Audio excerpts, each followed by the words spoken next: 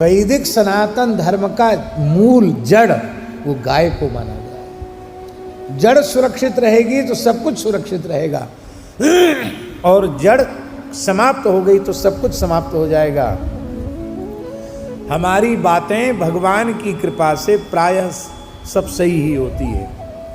हमने जब कहा था कि 60 से 70 करोड़ लोग आएंगे तो लोगों ने कहा नहीं आएंगे, आ गए। कोरोना आया उसके मात्र 20-25 दिन पहले, महीना डेढ़ महीना पहले हमने कहा था कि इतना भयंकर समय पूरी दुनिया में आने वाला है। भगवान ने बात सत्य की और आ गया समय। अब हम फिर बोल रहे हैं, इसको भी नोट कर लेना। भगवान की प्रेरणा से बोल रहे हैं हम। यदि मनुष्य को अपने अस्तित्व को बचाना है तो थोड़े ही समय में वह समय आएगा कि झक मार कर अपने आप को बचाने की इच्छा से पूरे संसार को गोरक्षा का काम करना पड़ेगा। गाय के बिना गति नहीं है, गाय बिना गति नहीं, और वेद बिना मति नहीं। लेकिन उस समय जब आप प्रयास करेंगे, जब कुछ नहीं रह जाएगा, तब माथा पीटने के अतिरिक्त छाती पीट कर रोने के अलावा कुछ नहीं बचेगा। अभी बहुत देशी गोवंश इस देश की धरती पर है। अभी भी आप सजग हो जाइए, सावधान हो जाइए और गोरक्षा के प्रयत्न में लग जाइए। बोलो भक्तवत्सल भगवान की। जहां जहां विपरीत विचारधारा के लोग हैं वहां और अधिक दुर्दशा है।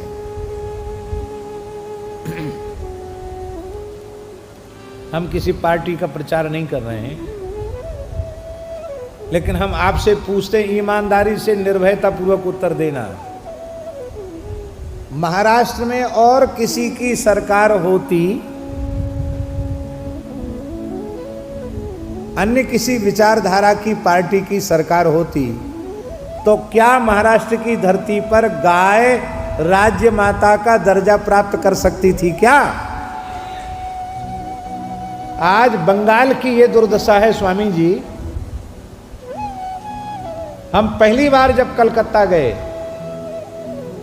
तो 2-3 दिन तक भोजन नहीं कर सके, इतनी मन को पीड़ा हुई।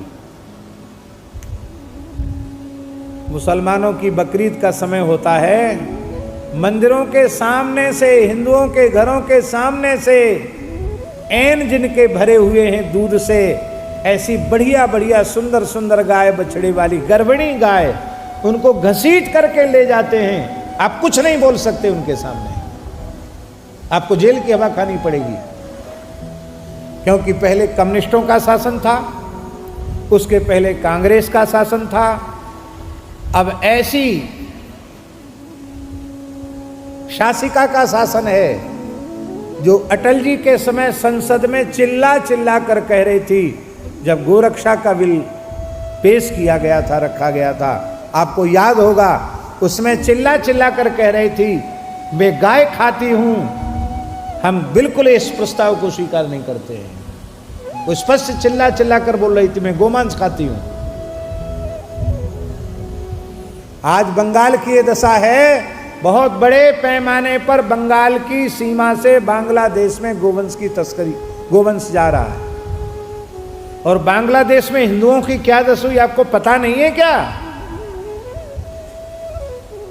1947 में भारतवर्ष के विभाजन के समय उतना अत्याचार हिंदुओं पर नहीं हुआ, उससे 100 गुना अधिक अत्याचार बांग्लादेश की भी घटना में हिंदुओं पर अत्याचार हुआ है।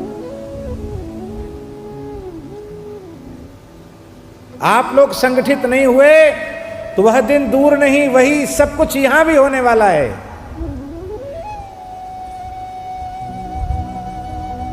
इसलिए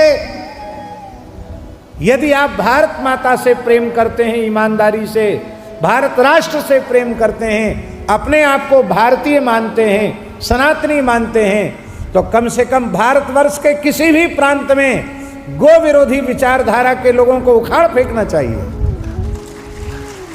बंगाल की दुर्दशा बांग्लादेश के जैसी स्थिति बंगाल की है इस समय।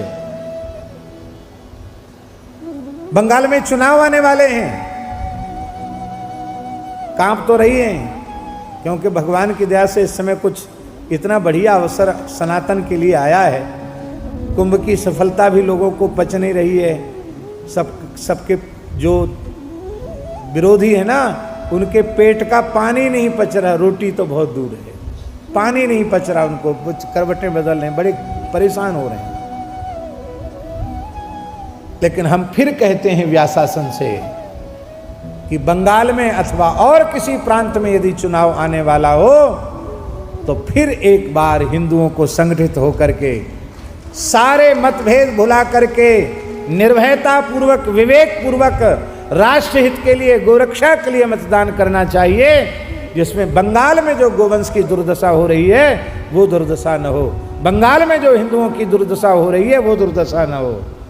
हम तो चाहते हैं कि कोई ऐसा माई का लाल भारतवर्ष में फिर से पैदा हो जाए जो भारत माता की विभाजन की रेखा सदा सर्वदा के लिए मिट जाए, जिसे हम दुर्भाग्य से बांग्लादेश या पाकिस्तान कहते हैं, वो सब कुल मिलाकर एक हो जाए।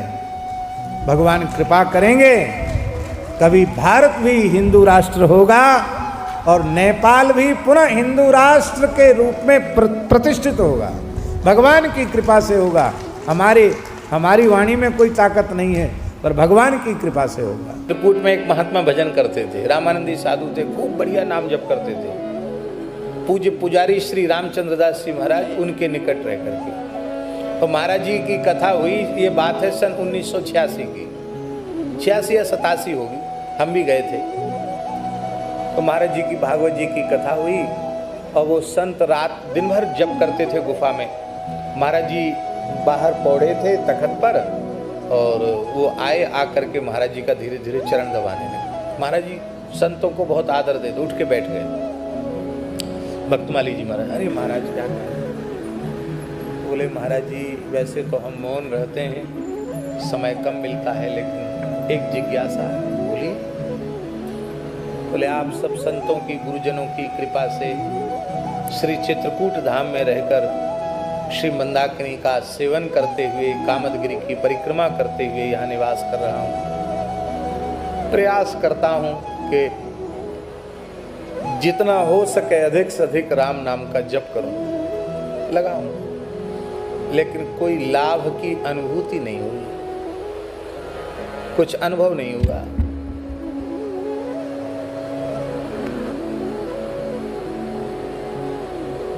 बड़ी पीड़ा होती है। हम बड़े अधम हैं, नाम हो पाप न जारो, नाम ने भी हमारे पाप को नहीं जलाया। रोने लगे। हम तो सोचते थे कि महाराज जी को सांत्वना देंगे, समझाएंगे, पर महाराज जी ने तो विचित्र समाधान किया।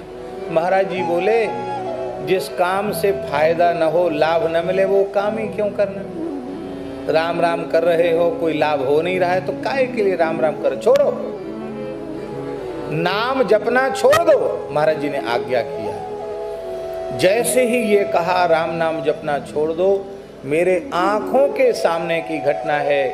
वे महात्मा ऐसे थर थर कांपने लगे, बहुत जोर का प्रेमावेश उनको हो गया, चीखने लगे और महाराज जी के चरण जोर से पकड़ के बोले कि ऐसी आज्ञा सरकार न दें, अब प्राण भले ही छूट जाएं पर राम नाम नहीं छूट सकता। इतना सुनते ही महाराज जी भावाविष्ट हो गए और उन संत को खींचकर हृदय से लगा के ब्रजभाषा में बोले, बावरे सब कछू तो मिल गयो और अब कहे हमें कछू ना मिलो।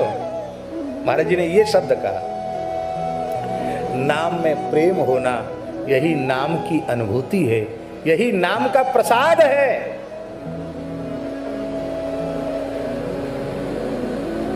यदि ईमानदारी से आप नियम कर रहे हैं तो आप भोजन पानी छोड़ सकते, पर नियम नहीं छोड़ सकते। आप रह पाओगे बिना भजन के, बिना माला फेरे रह पाओगे?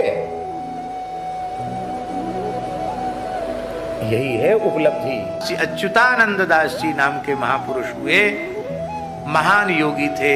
ये सबके सब योगी थे। उन अच्युतानंद दास जी ने कुछ ताड़ पत्र पर भविष्य लिखा है, जिसको लोग भविष्य मालिका कहते हैं। इस समय लोग उसका बड़ा प्रचार प्रसार कर रहे हैं। तो हम कोई अश्रद्धा तो नहीं करते हैं, लेकिन हमने उड़ीसा के प्रामाणिक संतों से पूछा उस संबंध में। जैसे पूज्य श्री परमहंस जी महाराज जी जो अभी यहाँ आए थे 1-2 दिन पहले, परम पूज्य स्वामी श्री प्रज्ञानानंद जी परमहंस जी महाराज, हरिहर आनंद गुरुकुलम के महाराज जी, बहुत अच्छे महापुरुष हैं। पूरे उत्कल प्रदेश में गौ सेवा की क्रांति जगाई है उन्होंने। उनसे हमने पूछा तो उन्होंने कहा कि नहीं, ये बात बिल्कुल सत्य है और मूल ग्रंथ ताड़पत्र पर आज भी वहां विराजमान है जगन्नाथपुरी में, और उनकी जितनी भविष्यवाणियां हैं वे सब की सब सत्य हुई है। उन्होंने भविष्यवाणी की थी कि भारतवर्ष मुगलों के बाद अंग्रेजों का गुलाम होगा, जबकि जगन्नाथ दास उनको च्युतानंद दास जी को तो समाधि लिए 500 वर्ष से ऊपर हो गया। उस समय तो कोई अंग्रेज कोई बात थी नहीं, पर उन्होंने कहा था कि अंग्रेजों का शासन होगा, वो बात सत्य हुई। उन्होंने लिखा कि अमुक अमुक विक्रम संवत अमुक में देश स्वतंत्र होगा, लेकिन स्वतंत्रता के पहले ही उसके टुकड़े हो जाएंगे, तो पाकिस्तान बन गया, और वो म्लेच्छ देश होगा, ये भी उन्होंने लिखा है, वो भी सत्य हो गया। फिर उन्होंने लिखा कि जगन्नाथ मंदिर का पत्थर गिरेगा तो समझ लेना कि अब वहां महाविनाश आने वाला है। तो ऊपर से जगन्नाथ मंदिर का पत्थर भी गिरा, जो आज भी वहां पड़ा हुआ है, कम से कम 10-15 टन वजन का पत्थर नीचे गिरा है। ध्वजा में आग लग जाएगी, 2-3 बार आग लग चुकी है ध्वजा में। इतना जोर का तूफान आएगा कि नील चक्र टेढ़ा हो जाएगा, नील चक्र भी कुछ टेढ़ा हो गया, चूना झरने लग जाएगा, ये भी वो भी सब बात उन्होंने लिखी है। और जगन्नाथ जी के वस्त्र में आग लग जाएगी, वो भी लिखा कि ये सब चिन्ह जब आ जाएं तब समझ लेना, और जगन्नाथ मंदिर का कल्प वृक्ष भग्न हो जाए तूफान में तब समझ लेना कि अब महाविनाश आने वाला है, और ये तृतीय विश्व युद्ध का संकेत होगा, ऐसा अच्युतानंद दास जी ने लिखा है। और कहा तीसरे विश्व युद्ध के बाद चौथा विश्व युद्ध का कोई उन्होंने संकेत नहीं किया, पर तृतीय विश्व युद्ध का संकेत किया है। और संसार में ऐसी परिस्थितियां बन रही हैं कि उससे लगता है कि ये युद्ध कभी न कभी हो जाएगा, क्योंकि जब से शुरू हुआ है वो बंद नहीं हुआ, कहीं न कहीं चल रहा है, और जैसे ही 10-20 देश इकट्ठे एक दूसरे के आमने सामने हुए विश्व युद्ध हो जाएगा। तो उस विश्व युद्ध में बहुत भारी नरसंहार होगा, इतने लोग मारे जाएंगे। अच्युतानंद दास जी लिखते हैं कि विश्व की जनसंख्या मात्र 64 करोड़ रह जाएगी। कितनी? इस समय कितने हैं? 8 अरब से ऊपर। मात्र 64 करोड़ लोग जिंदा रह जाएंगे, उनमें 31 करोड़ भारत में होंगे। बचेंगे कौन? बोले जो भगवत शरणागत भक्त होंगे, जो गौ और ब्राह्मणों के उपासक होंगे, वैदिक सदाचार जिनके जीवन में होगा, उनको भगवान ही कृपा करके बीज रूप में बचा लेंगे, ऐसा भी लिखा। इसलिए कहा भगवान नाम का जप करो, त्रिकाल संध्या करो, यूं करो त्यों करो, और भगवत शरणागत हो जाओ, सावधान हो जाओ, तो भगवान तुम्हारा नाम लिस्ट में लिख लेंगे और तुमको बचा लेंगे, नहीं तो फिर तुम्हारी तुम जानो, विनाश तो होने वाला है।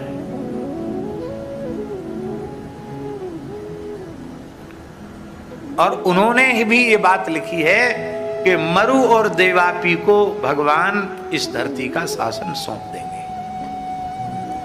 अब इसमें थोड़ा सा अंतर यह आ रहा है कि कलयुग के आखिरी चरण में भगवान का अवतार होना है और मरु देवापी तभी आने हैं, ऐसा ही हमारे पुराणों में लिखा है।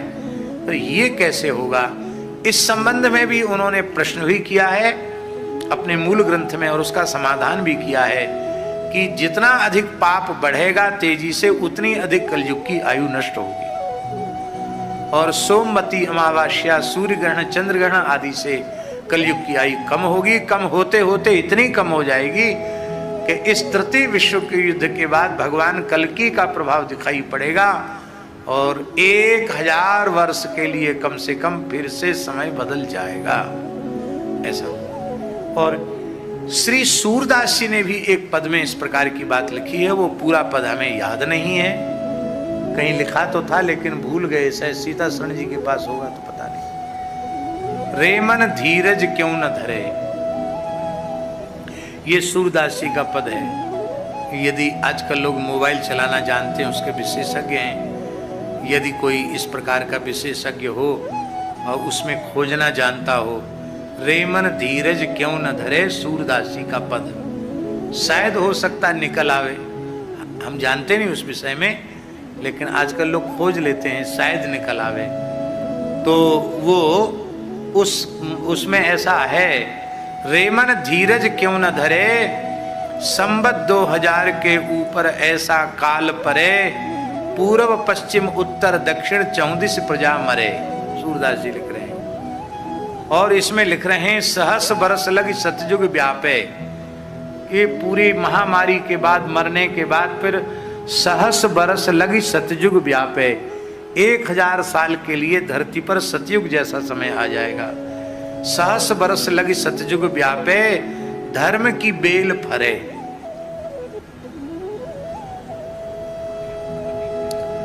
धर्म की बेल फलित हो जाएगी।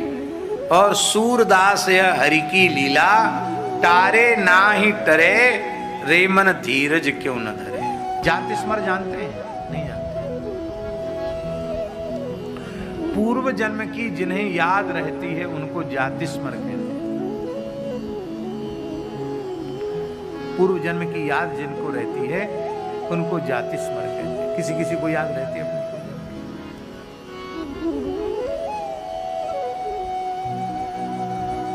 हरे राम बाबा को अपने 3 जन्मों की याद है।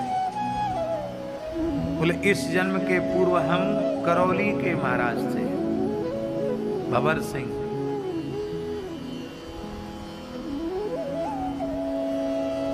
और साधु सेवी थे, गौ ब्राह्मणों के भक्त थे और मदन मोहन जी के भक्त थे।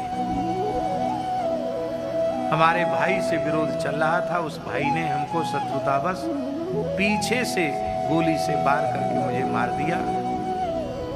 तो मेरा दूसरा जन्म हो गया। क्षत्रिय कुल से ब्राह्मण कुल में जन्म हुआ। उसका कारण क्या था? बोले ये हमारी सत्संग और भजन, इसलिए इसके महिमा से क्षत्रिय कुल से, राजकुल से ब्राह्मण कुल में जन्म हुआ। और जब भंवर सिंह थे उसके भी पहले, बोले हम चंबल के बीहड़ के डकैत थे। ये भी उनको याद था। कहते उस समय हमारा जन्म ब्राह्मण कुल में हुआ था। किसी विशेष परिस्थिति में जंगल में बीहड़ में चले गए, पर मैंने कभी मद्य मांस का सेवन नहीं किया, गौ ब्राह्मण और स्त्रियों को सताया नहीं। एक महात्मा के उपदेश से हम राम नाम जपने लगे, पर हमने ब्राह्मण वाला काम नहीं किया, क्षत्रिय वाला काम किया, मार धाड़ का। इसलिए हमको भजन करने के बाद भी क्षत्रिय कुल में जाना पड़ा। अब फिर साधु सेवा की, फिर ठाकुर जी ने ब्राह्मण कुल में। कहते अब आए तो आए, नहीं तो अब लौट के नहीं आएंगे। अब आए तो आए, नहीं तो अब लौट के नहीं आएंगे। तो जिन्हें अपने पूर्व जन्मों का स्मरण होता है उनको जाति स्मरण कहते हैं। मात्र 40 सेकंड के भीतर प्रलय जैसा दृश्य उपस्थित हुआ और 3-3, 4-4 मंजिल के भवन कहां चले गए, पत्ते जैसे उड़ के पता नहीं चला। अभी कितने लोग मारे गए हैं भगवान जाने। सरकारी सूचना तो कम की है, लेकिन इतने होटल और इतने पूरा बाजार का बाजार बह गया, लोग अपने को चिल्ला तक नहीं पाए, एक दूसरे को पुकार तक नहीं पाए, और सब देखते देखते समाप्त हो गया। ये सब क्या है? तपस्या के क्षेत्र में, धार्मिक क्षेत्रों में होटल खुल गए। उन होटलों में आप जिसका भी मांस खाना चाहो सब मांस उपलब्ध है, मद्य उपलब्ध है, सुरा सुंदरी सब वहां उपलब्ध होने लग गई। तो क्या तीर्थ के देवता प्रकुप्त होकर कुछ बदला नहीं लेंगे? क्या प्रकृति का तुम जिस प्रकार से दोहन नहीं, शोषण कर रहे हो, विनाश कर रहे हो, क्या प्रकृति तुम्हारा विनाश नहीं करेगी? और ये सारी जो विप्लवकारी घटनाएं घट रही हैं, इसके मूल में है गोहत्या। गोवध का भी ये भयंकर दुष्परिणाम है, और लोग मान नहीं रहे हैं, स्वीकार नहीं कर रहे हैं। भूकंप आ रहे हैं, कहीं जल प्रलय, कहीं अग्नि प्रलय। तरह तरह के प्रलय आरंभ हो चुके हैं, लेकिन लोग फिर नहीं चेत रहे हैं। वो लगता चेतेंगे भी नहीं, तब तक नहीं चेतेंगे जब तक बहुत बड़ी संख्या में ये गो विरोधी समाप्त नहीं हो जाएंगे, तब तक लगता इनको होश नहीं आएगा। ये तो भारतवर्ष की धरती का प्रभाव सो गया है इस समय। इस समय भारत भूमि का महात्म्य अपनी जागृत अवस्था में नहीं है। इस समय भारत भूमि का जो दिव्य महात्म्य है वो प्रसुप्तावस्था में है। क्यों चला गया प्रसुप्तावस्था में? उसका मूल कारण है धर्म प्राण भारतवर्ष की धरती पर गोवध जैसा भयंकर पाप हो रहा है, इसलिए भूमि का महात्म्य सो गया है। हम भगवान का स्वरूप है ये श्रीमद् भागवत, इनकी साक्षी में, और भगवान का स्वरूप है ये गौ माता, और आप सब संत भी भगवान के ही स्वरूप हैं। इन सबकी साक्षी में हम ये बात आपको बोल रहे हैं कि यदि भारतवर्ष में गोवध पूरी तरह प्रतिबंधित हो जाए, गोवध के कलंक से भारतवर्ष की धरती विमुक्त हो जाए और गो रक्षण और गो संवर्धन की एक राष्ट्रीय योजना का विधिवत निर्माण हो जाए, एक स्वतंत्र आयोग बन जाए और उसका स्वयं प्रधानमंत्री ही उसका स्वयं ध्यान देकर के कार्य देखें, इस देश की कृषि गो आधारित हो जाए, इस देश की चिकित्सा गो आधारित हो जाए, इस देश की शिक्षा गो आधारित हो जाए, गो आधारित शिक्षा, गो आधारित चिकित्सा और गो आधारित कृषि। शिक्षा का अर्थ है कि गाय के संबंध का ज्ञान प्राइमरी से लेकर स्नातक तक छात्र की अवस्था, उसकी योग्यता के अनुसार गो विषयक विज्ञान पढ़ाया जाना चाहिए।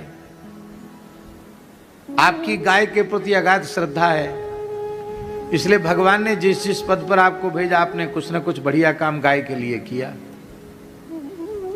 पर जो आईएएस अधिकारी बनकर आ रहे हैं और जो सारी सरकारी योजनाएं बनाते हैं, उनको यही पता नहीं है कि देसी क्या है, जर्सी क्या है। गाय को वे एक पशु ही मानते हैं, उनकी तनिक भी श्रद्धा गाय के प्रति नहीं है। जो चीज़ नहीं खाना चाहिए वो खा रहे हैं, जो चीज़ नहीं पीना चाहिए वो पी रहे हैं, और जो नहीं करना चाहिए वो कर रहे हैं। वो इनके संस्कार स्वयं ही समाप्त हो चुके हैं। वे भला गोरक्षण की योजना कैसे बनाएंगे? तो इसलिए शिक्षा के माध्यम से गोभक्ति जगानी चाहिए। गो आधारित चिकित्सा, गो आधारित शिक्षा, गो आधारित कृषि, खूब सब्सिडी दे गवर्नमेंट,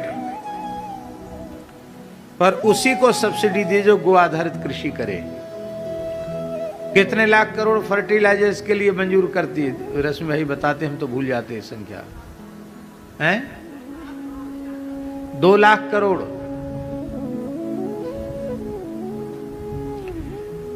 2 लाख करोड़ सब्सिडी देती है गवर्नमेंट रासायनिक खादों के लिए।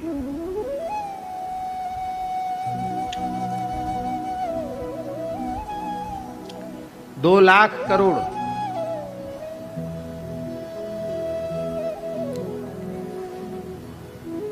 है? हाँ, रश्मि भाई कहते हैं कि केवल सरकार 20,000 करोड़ रुपए से एक योजना बनावे जिससे गोबर गोमूत्र से बहुत सुंदर खाद बना करके और गो कृषि को बढ़ावा दिया जाए। इतने मात्र से देश में गोरक्षा हो जाएगी।